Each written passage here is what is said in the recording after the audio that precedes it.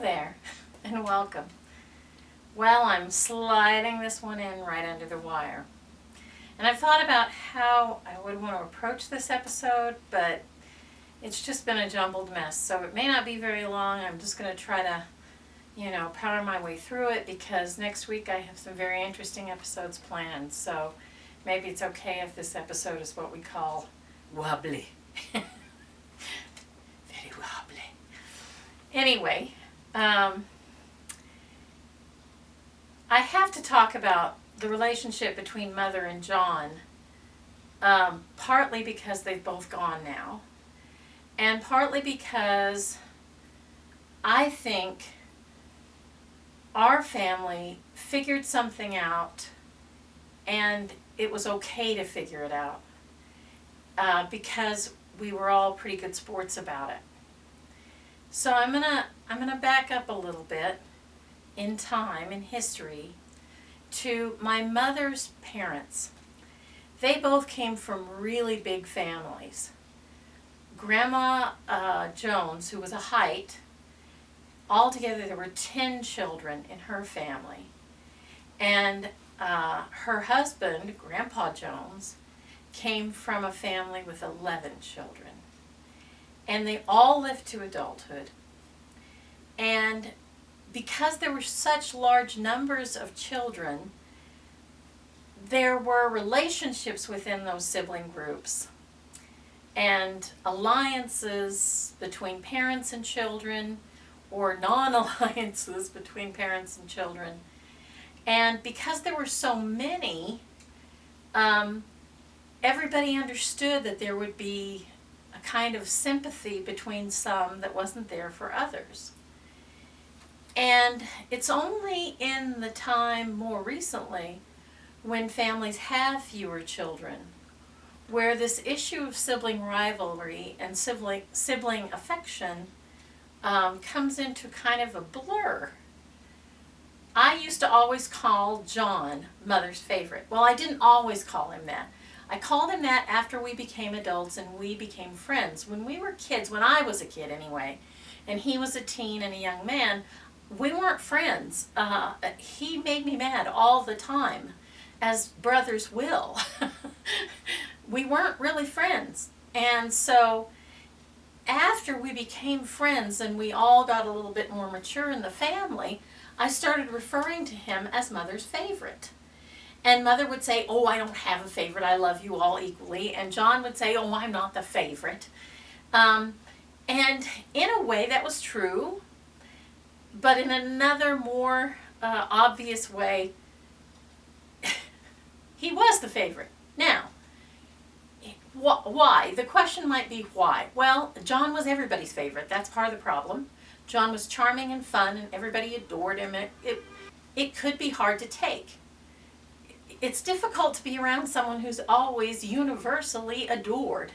It's just irritating.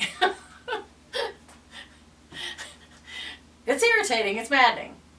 But there was something else going on between Mother and John that wasn't going on necessarily with all of us. And that was that Mother and John had a sort of sympathetic energy for each other. They liked the same things. So I'll give you an example. Mother's mother was a crossword queen. She did crosswords every day. She was really good at them. She liked to play word games. She had a very small functioning vocabulary, but a massive game vocabulary. She knew all the words when it involved a game. And Mother sort of inherited that. It was almost like a genetic trait. And so Mother did crosswords, just like her mother did. And she did them in pen. And she did them really well. And then about the time John turned 40, he started doing crosswords. Just spontaneously one day he decided he wanted to do crosswords all the time. Whenever he'd come to visit, he and Mother would play Scrabble together. Now, I lived with Mother. You would think I would play games with her. No, the reason why? I'm a terrible sport. Like horrible. Like I'm a bad winner and an absolutely wretched loser, so there was no way that I could play Scrabble with Mother. It would just upset me too much because she was really good at it, and he was really good at it. So whenever he came home, the Scrabble board came out of the closet and they played Scrabble together. Now, they would yell at each other. They would get mad. They would get mad when one went ahead of the other, when one had a good score. They'd yell at each other. But underneath it all was this deep, deep sympathetic energy, this love that was undeniable. And it was so apparent. It was so obvious. And, you know, when Mother objected to me saying that John was the favorite, I wanted to communicate to her, not the favorite in the sense that you don't love all of us tremendously. She did. There were 4 kids and she loved us right down to the ground. It wasn't that. It's that there was this deep sort of gear that they hit that made everything work when they were together.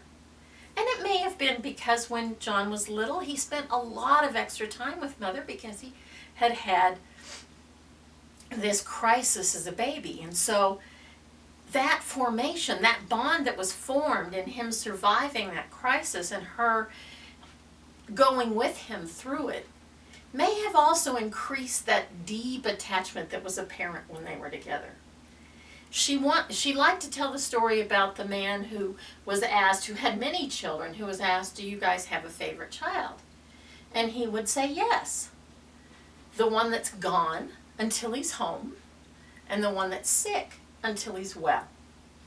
And see, John had been sick as a baby, sick to the point of scaring Mother that he might not live. So when he did live, and he lent on her to get him through his childhood and make him the social darling that he became, and he was a darling,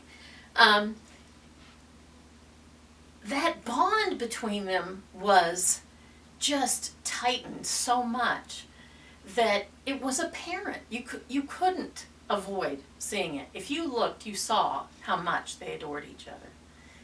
And so it was an easy thing to say, but I never meant to imply that the rest of us weren't deeply and abundantly loved. We were. But Mother and I were not the same kind of sympathetic together. You know, I'm strong coffee. I'm strong coffee. And so it's not easy to be sympathetic with me. I kind of bristle. Anytime I sense somebody being sympathy, you know, showing me sympathy, I kind of want to hurt them. Okay, all right, so that's the McCollum in me. That's not Mother's side, that's Daddy's side, that bristly, thorny side. And that's who I am, and I think it comes from Scotland, and I think it's the thistle in me. But regardless of all that, there's something that has happened since I've entered my 60s. I've started doing crosswords. I mean, in pen, and I'm really good at them. And I also do Sudoku and ciphers. I've become puzzle maniac, and I'm quite good at them. Now, was that always in there? That switch didn't get fully flipped, until I lost John. We lost John. And of course now, it's on full bore. Because Mother and I used to compete. I mean, I had one magazine that I got to do the crosswords in that magazine. She could do all the rest, but I got that magazine. Those were mine. So I'd already staked out my claim to a certain amount of crossword puzzling.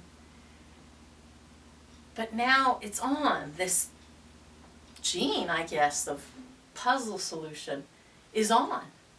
And it's being expressed in me, even though I thought it was never there. John once asked me, have you hit this stage yet? No. But now I'm in it. I'm in that stage.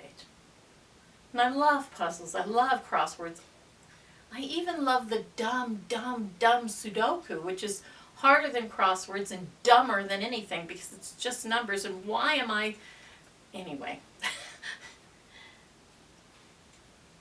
John and Mother were a team. And I think if you have a family with a lot of siblings or multiple siblings, you're going to notice these qualities in family members. They won't necessarily be child and parent. They might be sibling and sibling. There might be alliances within the sibling set. I think that's natural. I think the ability to love somebody intensely does not prevent you from loving somebody else intensely in a different way. Having sympathy for someone automatically doesn't mean that you can't develop sympathy for someone that's not an automatic ally.